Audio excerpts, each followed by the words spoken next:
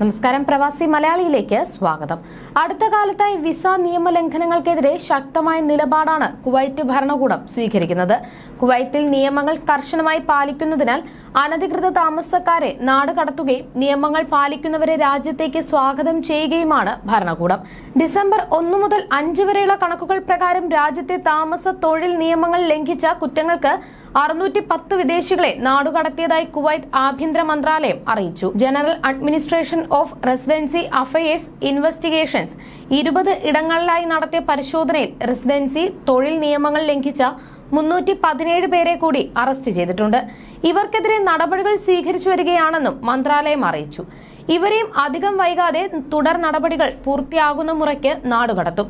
എന്നാൽ വിസ നിയമലംഘനങ്ങൾക്കെതിരെ നിലപാട് കടുപ്പിച്ചതിനാൽ കുവൈറ്റിന് മികച്ച നേട്ടമാണ് വന്നു ചേർന്നിരിക്കുന്നത്. 2024 മാർച്ച് 8-ന് കുവൈറ്റ് ആഭ്യന്തര മന്ത്രാലയം ഫാമിലി വിസിറ്റ് വിസകൾ പുനഃസ്ഥാപിച്ച ശേഷം അതുമായി ബന്ധപ്പെട്ട നിയമലംഘനങ്ങളൊന്നും രാജ്യത്ത് റിപ്പോർട്ട് ചെയ്യപ്പെട്ടിട്ടില്ലെന്നാണ് ആഭ്യന്തര മന്ത്രാലയം വ്യക്തമാക്കിയത്.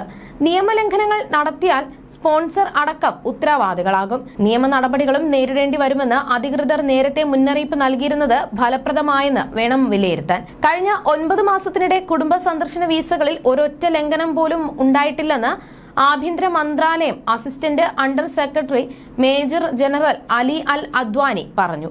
കോവിഡ് കാലത്ത് നിർത്തിയ ഫാമിലി വിസിറ്റ് വിസ വീണ്ടും നടപ്പിലാക്കിയ ശേഷം 9 മാസം കടന്നുപോയെങ്കിലും ഈ കാലയളവിൽ ഒരിക്കൽ പോലും ഈ കുടുംബ സന്ദർശക വിസകളിലെത്തിയ ആരും നിയമം ലംഘിച്ചതായി കണ്ടെത്തിയിട്ടില്ല.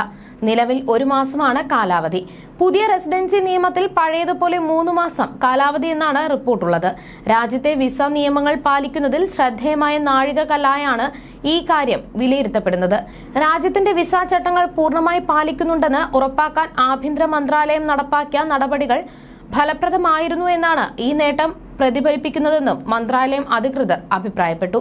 വിസ സംവിധാനത്തിന്റെ ദുരുപയോഗം തടയുന്നതിന് കർശനമായ നിയന്ത്രണങ്ങൾ ഏർപ്പെടുത്തുന്നതോടൊപ്പം രാജ്യത്തേക്ക് നിയമപരമായ പ്രവേശനം പ്രോത്സാഹിപ്പിക്കുകയാണ് ആഭ്യന്തര മന്ത്രാലയം ലക്ഷ്യമിടുന്നത്. 90 ദിവസത്തെ ഫാമിലി വിസിറ്റ് വിസകളിൽ എത്തുന്നവർ വിസ കാലാവധി അവസാനിപ്പിക്കുന്നതിന് മുൻപ് തന്നെ കുവൈറ്റിൽ നിന്ന് പുറത്തുകടക്കുക, വിസിറ്റ് വിസ കാലയളവിൽ ഏതെങ്കിലും തൊഴിലിൽ ഏർപ്പെടാതിരിക്കുക തുടങ്ങിയ നിയമലംഘനങ്ങൾ ഈ കാലയളവിൽ ഉണ്ടായിട്ടില്ലെന്ന് അധികൃതർ വ്യക്തമാക്കി. വിസ നിയന്ത്രണങ്ങളുടെ പ്രാധാന്യത്തെക്കുറിച്ച് താമസക്കാരെയും സന്ദർശകരെയും ബോധവൽക്കരിക്കാൻ പദ്ധതികൾ ആവിഷ്കരിച്ചതും ഇതിന് കാരണമായതായി വിലയിരുത്തപ്പെടുന്നു.